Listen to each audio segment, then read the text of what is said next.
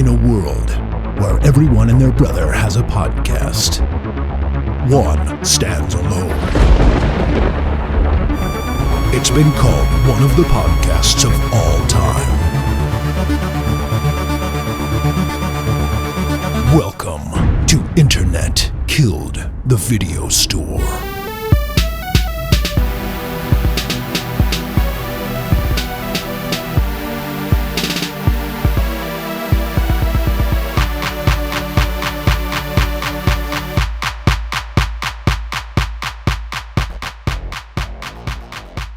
I gotta do like a real intro this time. Usually I can just start talking about whatever, but Ben's out this week. I think he's still on his birthday vacation, probably at a casino or amusement park or both. So helping me fill in this week, I got my friend Alex, who I worked with at a comic book shop for probably like 4 years together. Yeah. It seemed kind of fitting to bring you in here. Talk about Deadpool. Also went to a ton of concerts together. I don't know if I've ever had this many like concert tickets just like sitting waiting for me at one time. I finally pulled the trigger and got tickets. I'm going to see Blink and Green Day, and hopefully they don't just ruin my childhood with how far they've fallen. But I mean, Green Day is my all-time favorite band. I mean, at least Warning and prior, but I still have never seen them. I was trying to remember. I think like the first time we met each other was me stomping your brother's Dookie album. That was definitely, I forgot about that. Yeah.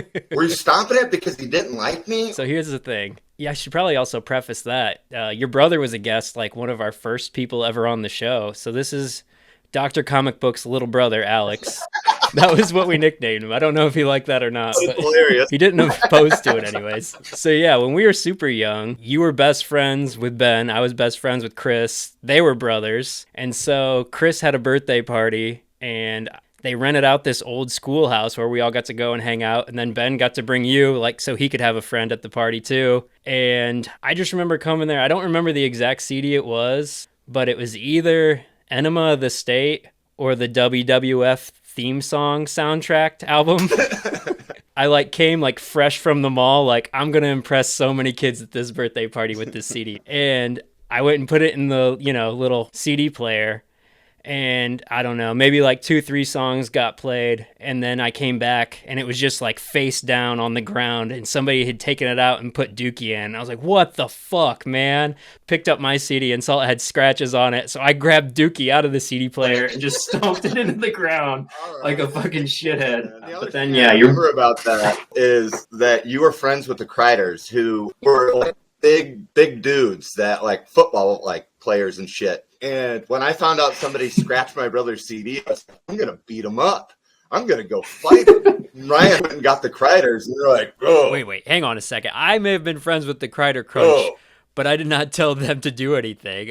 They acted independently if anything happened. I was afraid of getting beat up by your brother. You try and fight my friend. I don't remember exactly how it happened, but I didn't fight Ryan. See, I don't remember that. I remember the opposite, where like your brother prank phone called my house as like I was going to get in trouble or something. And I was like, oh, fuck, like his older brother's going to kick my ass. I'm in trouble. I never should have stomped Dookie. He did? Yeah. Oh, yeah. I was scared for sure. That does actually sound like something he would do. Or it might have been that when we went to go see Against Me in Cincinnati, where my brother went into the post office and ended up talking to your mom, and like you had told him that my brother was taking us down there, and he was like, what? No?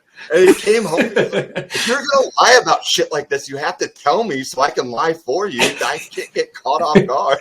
There was quite a few of those. That's what I don't remember if it was like a prank or like I just got the impression that like, yeah, I'm gonna get jumped by this kid's older brother. And then I like the first time I went over to your house, he has that like senior photo shoot from like high school where he's like standing behind a like electric fence or something crazy. I'm like, yeah, that dude's gonna kick my ass someday. You know what's really funny about that too, though, is Zach is super embarrassed about it, and I love that it's up. Because when he went and got that, like he was like, no, that's going to be so lame. I refuse to do that. And the guy at the photo shoot place was like, if you just do it, I'll like, cut so much money off. Just do it. It doesn't have to be in your senior photos. And then he made it like this big blow up, and it went in the school. And like he wanted it like a stock photo so he could sell other kids. Look how cool this guy is. But yeah, so we were talking offline about best concerts you've ever been to. And I realized we probably have some overlap because we went to quite a few concerts like that where we both just told our parents we were staying at other people's houses and drove to Cincinnati as like 17-year-olds. So I know we were going to do top 3 initially, but then I thought, well, we should probably expand it to 5 since there's going to be overlap between us. And then my list had some runners up, so it's technically like a top 8. Oh, well, I could have made it 8. I kept it. Let's just do top 5. I got some runners up. All right. Let me see. So my runners up like just missed the cut. Dillinger Escape Plan was just always fucking crazy whenever they played. I got to include them. Prizzy Prizzy Please is a more regional cut, but they're a Bloomington band which played like crazy, hyper, dancey, electronic. No guitar, just saxophone, bass, synth, and drums, and it was weird and awesome and chaotic every time they played. I hate to sound like that dude, but you just like had to see them live. Their energy was fucking nuts. And then seeing The Offspring do Smash front to back, which was like one of the first records I ever got, one of my gateway drugs, like into punk music. That was great. They played with Bad Religion, Stiff Little Fingers. I think Bad Religion might be one of the bands I've seen the most and never like intended to see because they're always opening for people and they're always fucking great. They're so consistent. No, they're amazing. I always love Bad Religion. I love Greg Graffin. I've got a story about, I think it was Warped Tour 2003. What's the owner of Epitaph? Brett Gurewitz. Oh, yeah. Well, you go to Warped Tour and then you just load up your book bag with stickers and stuff. Yeah. And I grabbed a stack of stickers and I didn't realize he was back there. I mean, I had already been taking a bunch of shit. And he goes, "Hey, you little bastard." And I'm running through all those tents. And I went the wrong direction and I ran straight into him, took the stickers out of my hand, and he goes, "Here, you want them all, you vulture?" So yeah, that's Offspring was good. I was surprised how well Dexter's voice aged. I will just say that as a final note because a lot of these dudes are hella burnout. I saw Everclear a few years ago and he could not go very long before he was like, "You sing," and just pointing the microphone at the crowd. But Dexter holds up. The Offspring is tight live. If you can see him, I would recommend it. They're my 6. Weezer would be my number 5. They played Fort Lauderdale Beach. We went to this thing called Riptide Fest. They were the headliners. I didn't really care about any of the other bands there. I just wanted to see Weezer, and they were playing on my birthday in Fort Lauderdale. So we flew down and watched them play on a beach, and it was awesome. So you say 1, and then you want me to say 1 when there's like. Yeah. You can do your. We'll have you do your runners up in 5. Then go ahead. I'm doing my runners up or my number 1 because my number 1 is. Well, don't ruin that. No. We got to see. We're gonna have to edit this. Saving that. Oh, we're starting at the bottom. Yeah. We'll go bottom to top. Shit. 5 is Dillinger 4. Nice. I've seen them a few times, but the first time I saw them, it was pretty wild. They played a great set. I dumped beer in my eyes. Patty made fun of me after the show. There's not a lot I can say, but they played great. They're on my bucket list. I still need to see them. They play less and less the older they get, too. So I'm like, my chances are getting few and far between, but I still need to cross that one off. Got to. I missed out on Motorhead. I know. That's the bummer. Like, the people that pass away, you can't get. I regret not seeing the Beastie Boys when I had the chance, or I actually had tickets to go see Ozzy on his farewell tour for, like, Father's Day 2020. Me and my dad were going to go, and then, 2020 happened, and Ozzy is, like, medically not cleared to even perform anymore, so that's never gonna happen. Right. Okay, that's a good number 5. Let me see. Okay, number 4, I would say Bear vs. Shark. I saw them reunite at Bloodfest 2017. That is a band that I've always wanted to see so bad. That was sick. I never thought I was gonna get the chance to see them, but they did a bunch of reunion shows around that year, and Bloodfest was awesome. I don't know if you ever went up there, but they basically just like took over this performing arts high school and did shows like in the gyms and cafeteria and just spread out all over this school. And like, it was insane. We got to see Free Throw, Meatwave, Roswell Kid, and then Bear vs. Shark was the headliner. So that was fucking awesome. All right, who you got at number 4? At number 4, I'm going to go with Nakai. I'm going to go with a local band. They've like, I mean, I don't have like a particular set that I've seen, but that band, every time I see them, they kill. Okay, so what? That takes us to 3. 3 is my Horse the Band entry. Mine is from 2005. I think the first time they played here at Sunset Hall. It was made a little bit more fun just because our friends in Take Sides, Andrew Meredith, who was on the show way back when, their ska band opened up the show, and also another friend, Dave Barry, did his first stint as the vocalist for Agatha, which is just insane. So again, some local ties there, but also just the insanity of Horse the Band and everything that entails seeing Horse the Band live, which is fucking great. Oh, yeah. My number 3 would be the One for the Book show at Kenny's house. Oh, nice. Yeah, the house show. I don't know if it counts as the greatest performance or whatever. I don't really remember the performance as much as it was so much fun. Yeah. And we had just watched the Bouncing Souls documentary and backyard shows and all that stuff. And they came and played. And then, there was a pool party, and we made lifelong friends with those guys. So the cops even showed up. The cops showed up? I don't remember that part. Yeah, I remember going and hiding in the woods because I had drank some beer. Yeah. And the other thing that I don't understand is, where did the fucking PA come from? I don't know. You take a lot of that for granted looking back. Who is running this shit? Yeah, did we take it straight from the FOP? I don't know. It might have been Kenny's or somebody, but yeah, he was, sophomore in high school, maybe a junior, hosting a house show for this ska band. Yeah, just a random Saturday night at 10:30 that we were just hey, come to our friend's house and play another set. And they're like, oh yeah, sure, we'll do that. Oh, that's right, because they played at Kenny's house after another show, right? Yeah, they played at the FOP in Columbia City. And then I don't know who asked him. Might have just been Kenny, was just hey, you guys should come over to my house and play another set. And I'm sure it was Dallas or Salad, whatever you want to call him. It was oh yeah, we'll do that. That's awesome. Yeah, it's pretty wild. At first I thought you were going to talk about the time we went up to Kalamazoo to their punk house, because they were a little bit older than us. And that was our first time at a punk house. Yeah, which was, I remember that was also a formative moment. Alex Angus from One from the Books, he had quite a legendary streak. Is that your favorite band of his? Are you 72 Dolphins? No. My favorite band of his is Low Cloud. And Low Cloud? That's another one I should have added in over a couple times. Well, whatever. But Low Cloud's the best, which is just, the way he would describe it, it's just mostly scrapped Kane Marco songs that he wrote lyrics to. But I Nice. love his lyrics. I haven't talked to him in a long time, but great guy. I know the last I heard, and I listened to a little bit of it, he's got some new band in Chicago with some people. But My favorite album they put out might have been that Wormburner LP. I really like that. the Wormburner 7-inch is amazing. And that's with Kevin from North Lincoln. And that Wormburner one is super good. I know Kevin is that's the LP is his favorite thing that they ever put out, or he ever put out. Right on. So that's 3. Okay.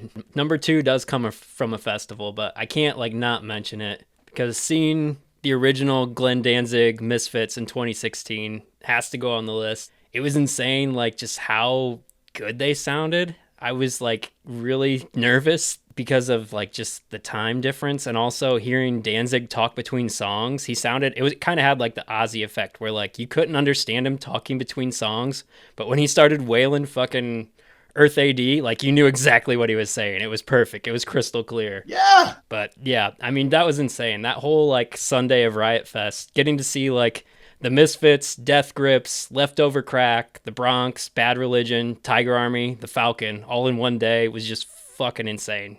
Danzig, I would love to see him. I was just talking to somebody about it, and he told me, he was yeah, there was a couple times he got really pissed off at people for taking pictures. He didn't see Legacy, but just Danzig.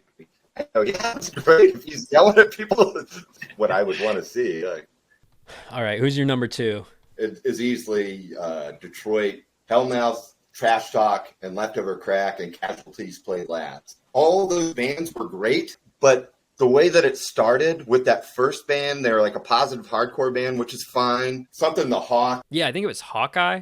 But that crowd of people did not want to hear it. And the guy was saying something about positive hardcore, and they started the song, and he stage dived into the crowd, and it was just a sea of fist.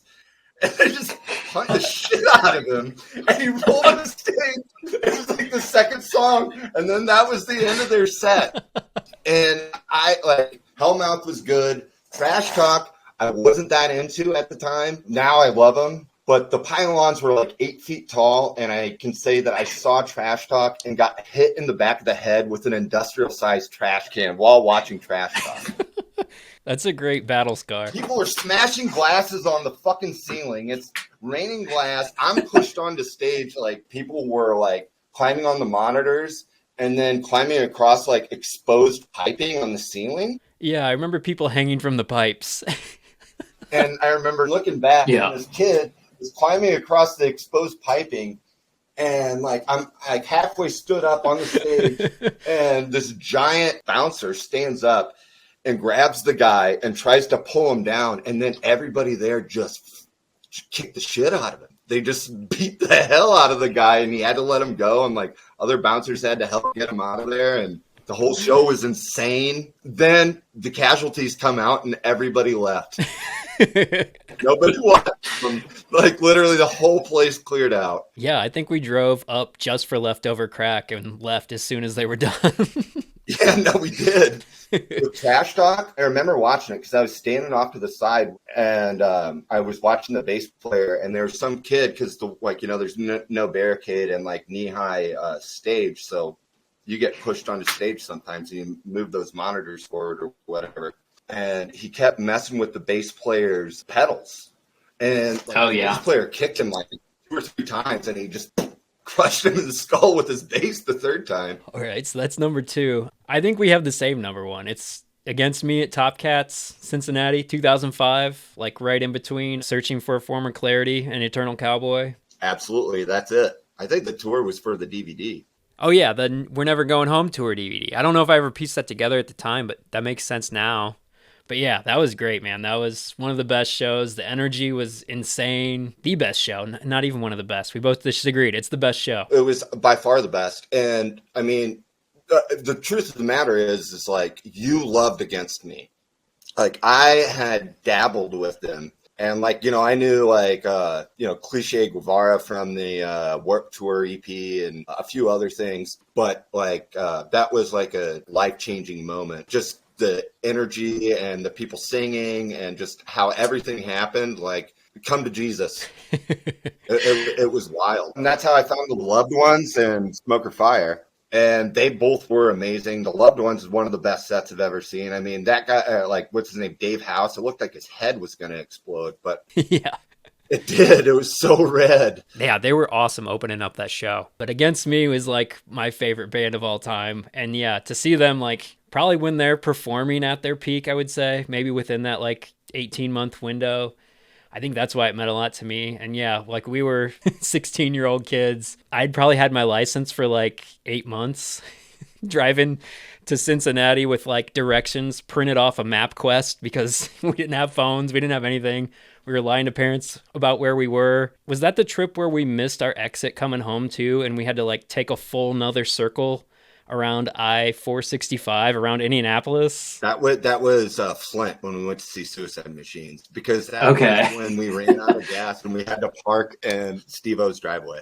Yeah, we literally came home on fumes. Like, the car died right when you got the Welcome to Churubusco sign, our hometown, and we still had like, I don't know, 100 feet to get to my house on Main Street. Started it again and hit the accelerator as far down as it would go and let it coast on fumes and neutral the rest of the way. Cranked the wheel, which didn't have power steering because the car was dead at that point, into our friend's driveway, and just slept in his driveway because we couldn't go home. It was 7 a.m. But yeah, I think we stopped at a gas station. We're literally like pulling nickels out between the back seat cushions to try and like put anything we could find into the gas tank. It was pathetic. It was so worth it though. Oh yeah, it was great. And we can't talk about the Against Me Top Cats show without talking about Raccoon. Yeah, Raccoon, the busker outside. I wish we would have bought a CD so bad. It was like $25 though. Like if it would have been like a $5 CD, I might have. What? It was expensive. I know I'm like notoriously cheap on the show, but like $25 for a dude on the sidewalk selling CDs, that's steep, man. It wasn't that great. It was just,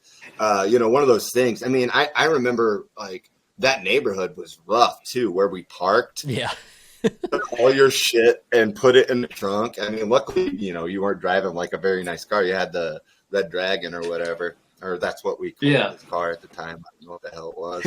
How the hell that made it there, I don't know. Yeah, we got lucky with some of that stuff. And now, like, going to Chicago and stuff, I'm like, I don't even know how to park without spending, $30 and locking everything up. And like back then we just drove and like, yeah, here's a spot. We'll leave the car. Hopefully it'll be there when we come out. Whatever. It'll be fine. Yeah, exactly.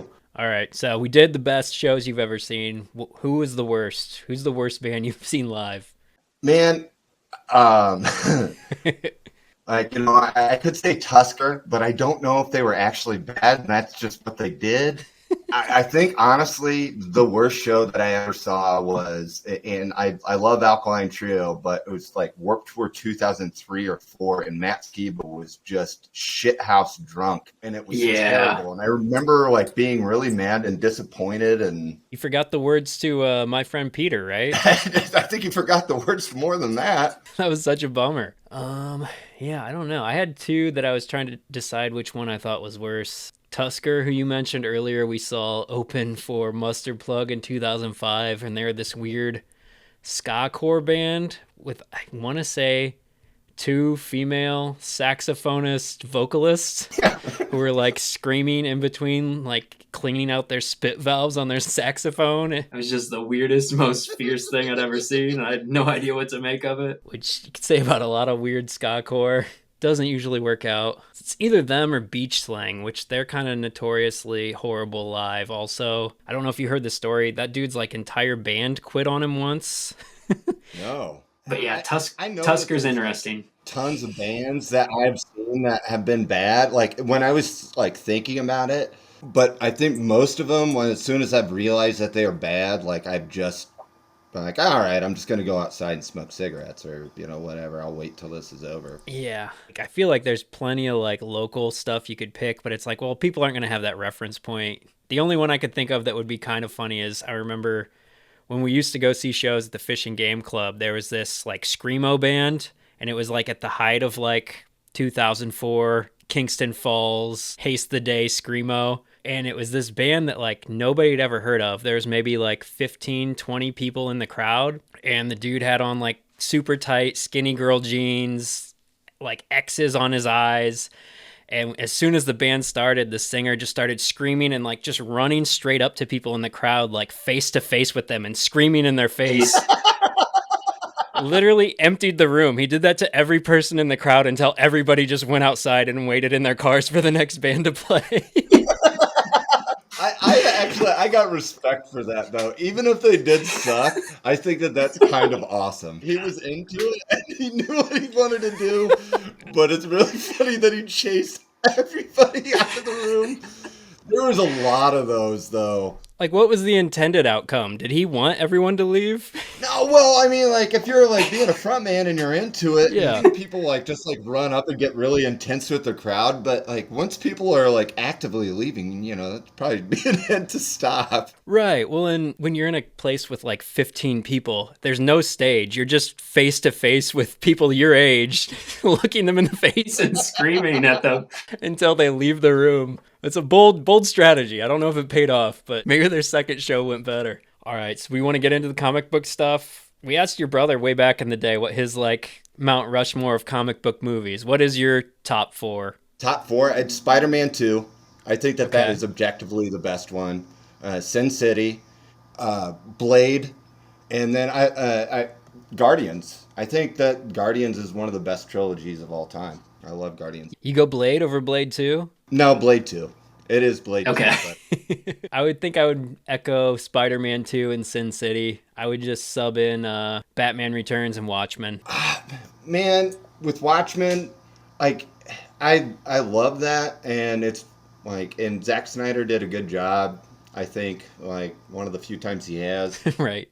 It's just watching it, like, I read the comic first, and, like, I literally cried when I read it. It's great. It's my favorite comic book. It's just not the same.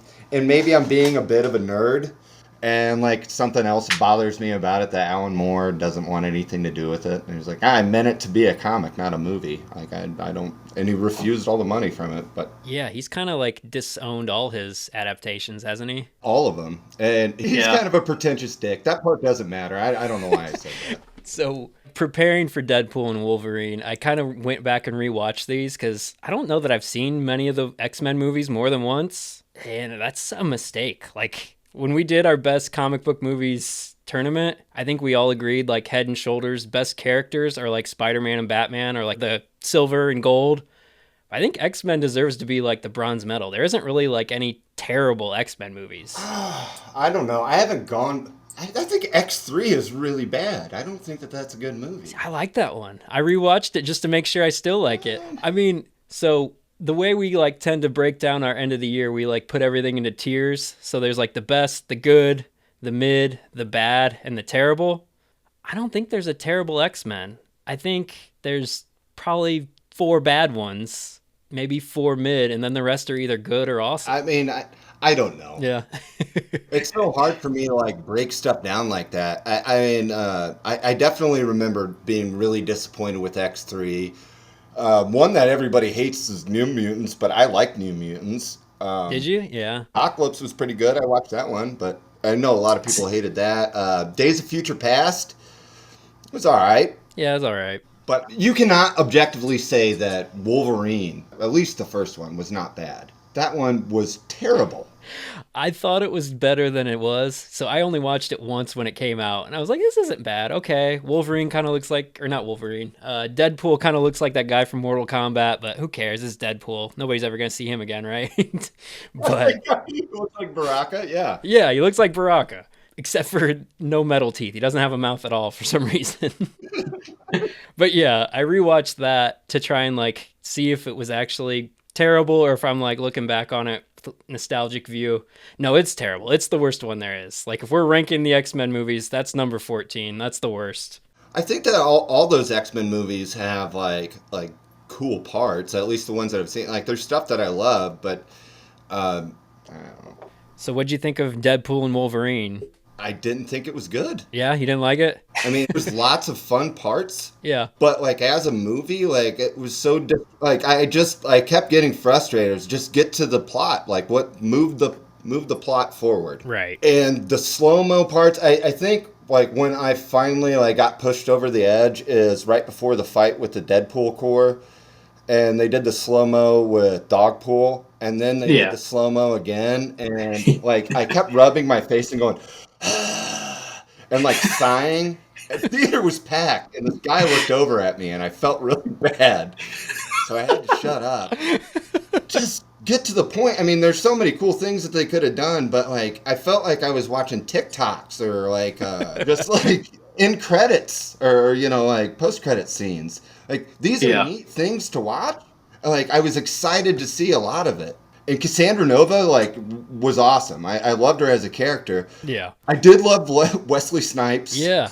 That was great. And Wesley Snipes' parts were so much better if you've ever seen Patton Oswalt's interview.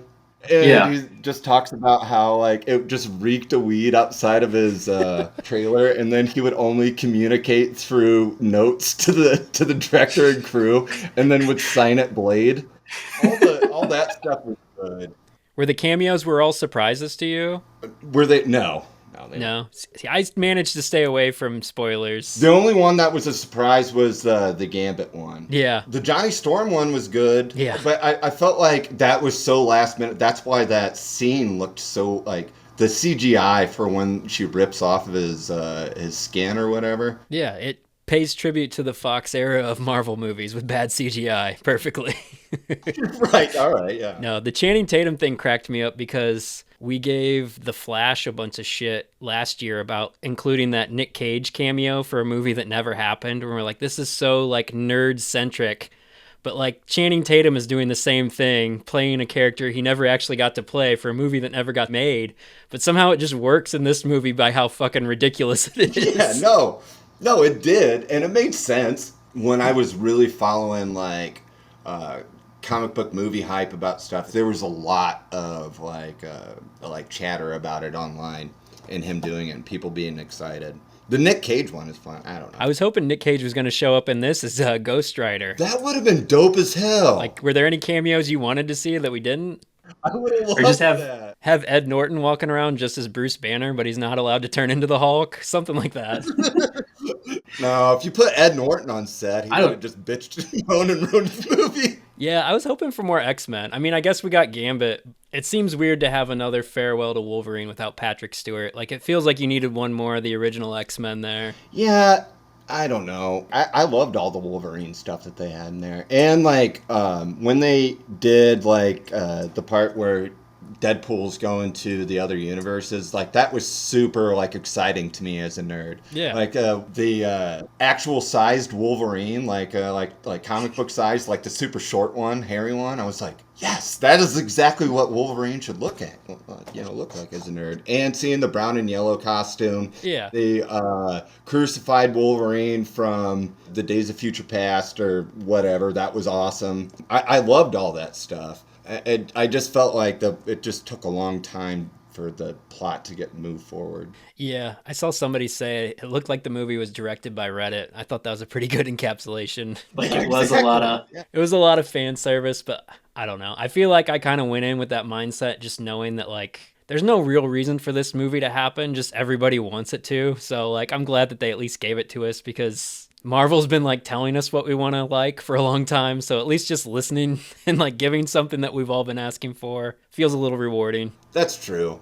Yeah, I don't like 100% hate it. I just maybe I went in a little bit jaded for a little bit, like with Star Wars and Marvel, like, and I feel like I'm living in like some sort of like horrible dystopian future. If I were like to tell my 10-year-old self that I would be sick of like Star Wars and fucking Marvel and they're making these like insane movies, like what?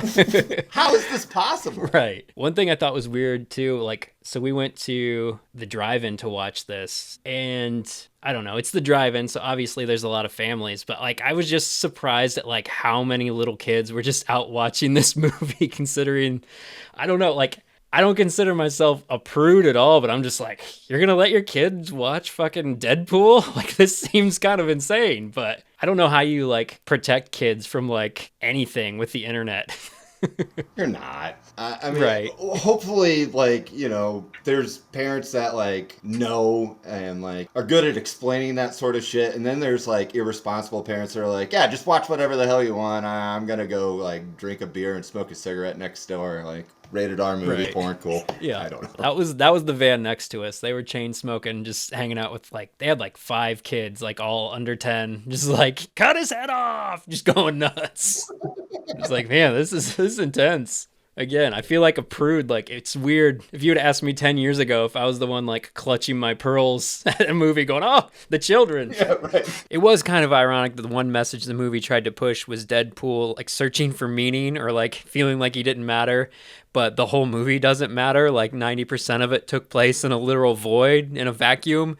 It was still fun. I enjoyed it. Lots of funny bits, well choreographed action scenes, but you do kind of sit there and say, like, okay, like, Deadpool even kind of calls himself out for it in the movie. Like, is Deadpool just a one-trick pony? Like, what else is there to this character? Because the last sequel was bad. Deadpool 2 was not a good movie. No, and I was reminded how bad when I rewatched that. And then this movie, like, it's fun, but, like, okay, we still don't know how Deadpool fits into the MCU. Like, what, are they going to rebuild the whole X-Men? Like, I don't know. It's like a fun little, like, last hurrah, but it doesn't do Deadpool any service. Like, I don't know where they're going to take his character or what they're going to do with him after this. the other thing is like, when did Deadpool and Wolverine start getting along? I know at the end of the movie they went and got something to eat, but there was no like relationship building at all. Yeah. The whole time I was watching, I was like, this is neat stuff that's happening. But I think that if you had taken out that second fight scene and then maybe like add more like a relationship building or whatever you want to call it, character building between the other, Gambit and Blade and whatever, it might have made it more interesting. But like, I know these are jokes, but like, I don't give a shit about any of these characters. Like, Yeah, no, that was the other thing. So, like, Deadpool, the whole, like, emotional core to that movie was his girlfriend, and they kill her off in the first 5 minutes of Deadpool 2. Right. And then she just, like, showed up in Deadpool and Wolverine. I'm like, what the fuck? How, they're just gonna ignore that? Like, Deadpool runs around talking all this shit about everyone He else. brings her back to life when he gets Cable's time machine. He stops the explosion or whatever. Right, but I didn't know he did that because it's like a credits scene. I totally like just stopped watching the movie when it ended. So I'm watching Deadpool and Wolverine being like, they just brought the girlfriend back and don't say anything about it. But no, apparently he saved her in the post credits of Deadpool 2. And I didn't know she was alive for the last 4 years. These fucking post-credit scenes. Oh my god. Yeah, the second one was not good. That whole decision doesn't make sense. And then the fact that you do like solve that issue in the post-credits just makes it feel like, oh, we kind of fucked up. We're just gonna add this thing at the end so you guys aren't mad that we kill off the girlfriend. Yeah, no, I mean it's like the worst endings like ever for a movie that like a high schooler would write, where they're like, oh yeah, but it was all a dream. Here's my rankings of the X-Men movies. All right, so we got X-Men Origins Wolverine. That's number 14. That's the worst. I would say Dark Phoenix is 13. I think that the way they tried to do it in the last movie, it just seemed like everybody was so checked out. Like, you got a second chance at the Phoenix Rising story with Jean Grey, and you blew it a fucking again. Yeah. That was a bummer. I would say New Mutants is 12 for me. I know you said you liked that one. I didn't think it worked on me. I have fun. I'd say 11 is Apocalypse, which you also said you liked, and I don't. I don't really. That would be down my bad tour. I didn't really like it. I just don't remember any of these other movies. 10, I would say, is Deadpool 2. That was not very good. That's like average to bad. Another post John Wick, David Leitch stinker. 9 is The Wolverine. 8, I would say, is X3. I don't know. I know it like as an X-Men movie, it probably has a lot more holes in it, but just as like a cinematic experience, I feel like it has a lot of really cool action sequences with him like taking the San Francisco bridge and like going to Alcatraz, and I don't know, it has a bunch of really big set pieces that I like, even though exactly it has I'm the Juggernaut bitch. And they weirdly like just kill Cyclops like nonchalantly. That still like is a shocking death for such a big character. Right. 7, I'd go Days of Future Past. It's fine. It's pretty good. And then I would go 6, Deadpool and Wolverine. So it's up there pretty high for me.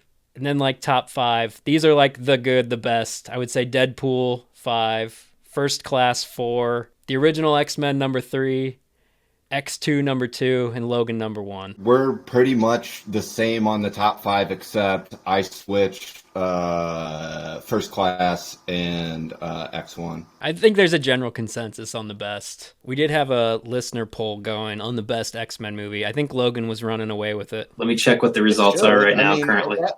I think that's a good movie outside of just, being like a comic book movie. For sure. You don't have to watch any of the others, too. It stands alone. It's a great movie. Yeah, it's really good. I don't know why I never thought about X-23 being in Deadpool and Wolverine, but it was cool that she came back, too. Yeah, I loved that. And, like, that's one of the things that, like, I was disappointed with, like, was, there could have been, like, for all the time that was taken up for other things, like, like a neat arc between the two of them. Yeah, to your point, maybe have a little more character development around X-23 instead of treating her, as comic relief, kind of, like on the same level as Blade and Elektra. A little less time forcing the Honda Odyssey jokes. Anything happening with any of the characters, like, as far as, like, moving forward or development would have been neat. I think that's what would bother me. And it is a fun movie. Like, you just want to see, like, neat things that you've always wanted to see from comics. That's my thoughts on it anyway. Our listener poll ended at 51% for Logan as the best X-Men movie. 29% was X2, 15% was Deadpool, and 5% was Days of Future Past. Did you know they're already making a third version of Hellboy? Yeah, I saw that. It's super low budget. It looks really bad. But I love Hellboy. Hellboy 2 almost made my list. Yeah, that one's great. I'm looking at the cast right now. The only person I recognize in this new Hellboy is Jeffrey from The Fresh Prince is in it for some reason. Nuh-uh. The butler? Yeah. I don't know what he's doing, but he's in it. It's the star power for Hellboy, the Crooked Man. It might end up being one of the for sure he was alive. I think that the unreleased Fantastic Four movie is the best one. In my opinion, like for like the story, like that's what I would. The want. Roger Corman one, isn't that like supposed to be notoriously like intentionally bad? Yes, I love it. I think it's good. Not good. Like it definitely needs help. But what the Fantastic Four get up to, I think it's the best one. I don't like any of the other three. I haven't seen any Fantastic Four movies, full transparency, so I can't judge you. I just know I've seen like still shots of the bad one that they just made to retain the rights or something. They didn't even want it to be a real movie. They're hilarious. I mean, like, no, it's hilarious, like, how bad it is. You know, the way it's put together. Because, I mean, it was just a ruse so they could keep the rights to the movie. Right. But I thought it was what I would want. I might have to check it out now. It's a fun watch. So what do you think of the big news that Robert Downey Jr. is back in the MCU as Doctor Doom? So mad. So dumb. So is he just like a Tony Stark variant? Is that what they're running with? Yeah, I guess. But that literally, like, the only thing that I've actually been looking forward to recently, like, out of, like, Marvel movies is, like, Fantastic Four and, like, the universe. And they should be space explorers. And Doctor Doom is one of my favorites. He's, like, a scientist and, like, this, like, evil, like, dictator, like, fascist. And I don't know what the fuck that they're going to do with that. Like, honestly, I think, you know, if I had to pick an actor to play Doctor Doom, it'd be James Earl Jones. George Lucas famously, like, ripped so much from Doctor Doom when he created Darth Vader. Yeah. Take his mask off. Evil dictator, has, like, magic powers, also a scientist. Man, I don't know where they're going with it, but I'm not watching it. I'm fucking out. Makes me angry. I love Fantastic Four. Well, and that's one of the few they haven't gotten right yet, except for the Roger Corman one that you love. That's your favorite movie, right? Fuck off. But it just seems so desperate. Like, obviously they're scrambling because they had to get rid of Jonathan Majors for his whole personal issues. And so Kang Dynasty is scrapped. That's not a part of the Avengers. But instead they go and like fan cast Robert Downey Jr. back into the story for, what is it? Avengers Doomsday is the new one now. And they also ran back to the Russo brothers to direct them after they said they were kind of done with superhero stuff. So already like 2-3 years later, they're like running back to Robert Downey Jr. and the Russo brothers to come save the MCU after they tried to wrap everything up and kind of fell on their face. Yeah, and you're trying too hard. Like, basically, in my opinion, what happened is, like, with the streaming service, with Disney Plus, everything just got oversaturated, and they tried too hard, and, like, there's no build-up or excitement. I don't know what the point was. I think it was around Moon Knight, where I just was like, and I wasn't, like, angry about the quality of any of the things that I had seen. Like, I watched that Captain Marvel movie, and I didn't think it was that bad. I saw the second one, but I was just like, do I give a shit? Right. But they were starting to do the right thing with slowing down. Yeah. But yeah, no, I agree. It's a total desperation move, and it makes sense because in the comics, they just restarted the Ultimate Universe, and in the Ultimate Universe, Tony Stark is Doctor Doom. And if Doctor Doom is not named Victor Von Doom, fuck you. I'm out. I'm kind of angry about it. I get it. I mean, it doesn't... People have been waiting, 30 years for a proper Fantastic Four movie? But they're telling stories to serve the MCU as opposed to telling a story that serves the Fantastic Four. And that's the frustrating thing. Yeah, exactly. I don't imagine myself ever being like, oh, this is actually a good idea. I don't think that'll happen. Yeah, I haven't seen any of the Fantastic Four movies. I've never been super into the characters, but I was on the fence about this just because I like Pedro Pascal, and I'm like, okay, Marvel's taking their time. Maybe it's gonna be a nice reset. But this has kind of just pushed me back over to we'll see. I'm not running out first day for this by any means. Right. I'm curious to see if he'll be in the Fantastic Four movie, because the way that I understood it is it was going to be a space adventure, which it should be. I mean, the Guardians is a pretty close to what the Fantastic Four should be doing. They should be doing space adventures, going to other alternate dimensions, like the End Zone, whatever it is. This one, it sounds like the plan is that they're going to do a proper Galactus, which is pretty exciting, and they're going to do Silver Surfer and all that shit, which should be neat. We'll see if Doom is in it. But it kind of sounds like it's just going to be Doctor Doom is going to be like Luke Skywalker at the end of The Force Awakens. He's going to be teased as part of it, but he's just going to show his face as next time. Yeah, exactly. Next time.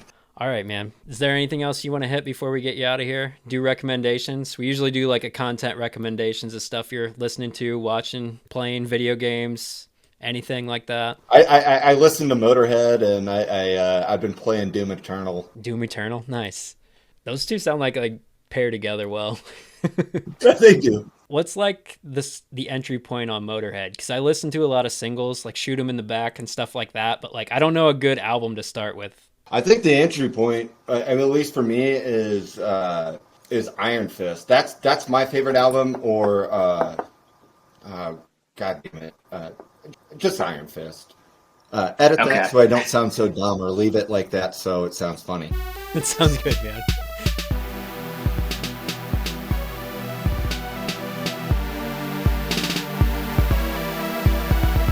For more, visit internetkilledthevideostore.com.